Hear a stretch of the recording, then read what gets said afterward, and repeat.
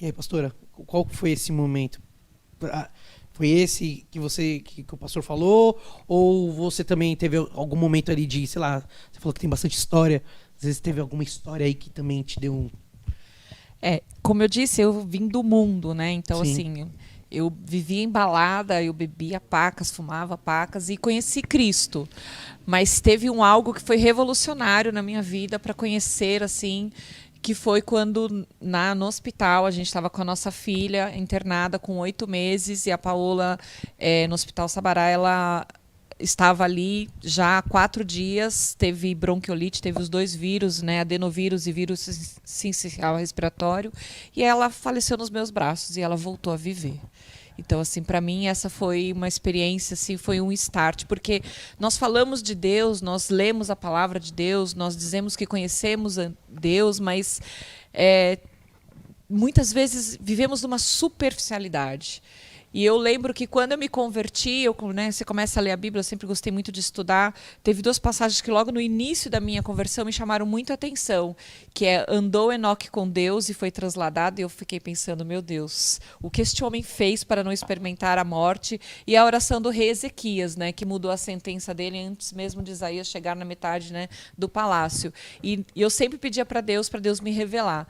A oração Deus já me revelou, que foi a oração que eu fiz, foi algo muito pessoal. Quando a Paola nos meus braços, ela estava ali totalmente desfalecida, sem vida, e realmente foi uma coisa assim, foi sobrenatural que eu vivi dentro daquele quarto de hospital com a Paola.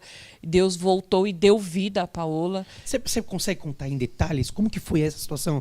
Porque assim, vamos lá, o ano passado eu perdi um bebê. Perdi um bebê, tava na barriguinha e perdi. E foi difícil a situação. Agora, vamos lá, tinha 8 meses. Sim, é Como que assim. foi isso daí? Na Como que vocês... verdade, eu não podia. Quando a gente teve o Natan, né? A gente teve o Natan, tudo, e depois eu já não poderia mais engravidar, porque seria uma gravidez de risco. E eu tive, né? Eu digo que eu espirrei e engravidei, porque o Natan, eu descobri que nós estávamos grávidos da Paola, o Natan tinha 6 meses de vida, eu já estava grávida há 2 meses já. Então foi assim, foi um susto, e nós não esperávamos, não tínhamos nenhuma estrutura em todos os sentidos para ter um outro filho, né? Porque é uma diferença de 1 ano e 3 meses. E aí a Paola já veio já apresentando já na gravidez vários problemas, porque ela tinha já uma questão de desenvolvimento, e eu tomei durante toda a gravidez aquela vacina para poder Sim. acelerar o pulmão, Aham. tal, aquele crescimento. Dei entrada 4 vezes abortando no NIPO brasileiro. Então, assim, várias coisas aconteceram. E ela nasceu, já com 4 dias, a gente já teve que correr com ela para o hospital, porque ela já estava cianótica, já sem respirar, desde o início com muitos problemas de respiração. E era todo assim, semana sim, semana não, hospital. Semana sim, semana não, hospital. E neste quadro nós fomos, a médica que atendia ela, a pediatra, falou, olha, corre, estou aqui dando plantão, tal. Nós levamos, quando nós chegamos lá, ela já estava já totalmente sem respirar, internou, ficou com 4 dias que ela estava internada.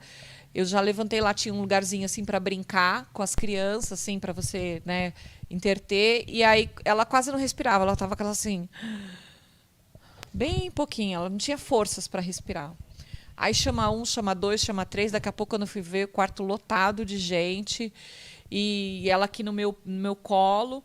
E ela era muito gordinha, muito gordinha. Ela era uma bebê muito gordinha, a Natan também era. E aí, quando eu olhei assim, a médica veio, a médica-chefe falou assim, nós vamos ter que internar ela, eu estava no terceiro andar, na UTI. E o Espírito Santo me falou, se ela subir, ela morre.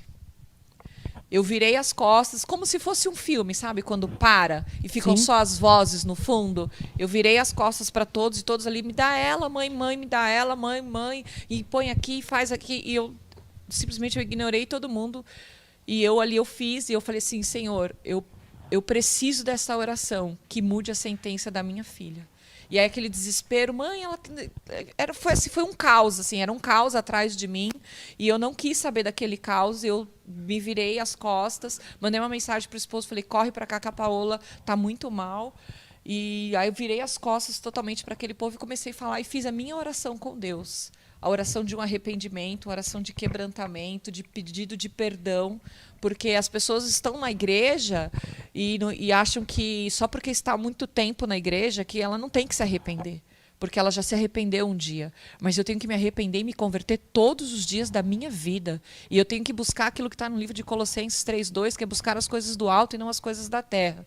E aquilo para mim foi muito impactante, porque a gente vem de uma cultura, né, como o esposo disse, igrejado, né? A gente vem de uma cultura de que quando você está dentro da igreja as coisas não acontecem. Não, é aí que elas vão acontecer. E o fato da gente ser pastor, de ser líder, de estar à frente de um trabalho, não te isenta, muito pelo contrário. Você vai estar à frente de uma batalha muito mais exposto.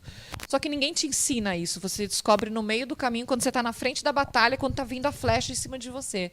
E ali eu fiz uma oração com Deus, e foi uma oração que mudou a minha vida, mudou a vida da nossa família, mudou a vida da Paola.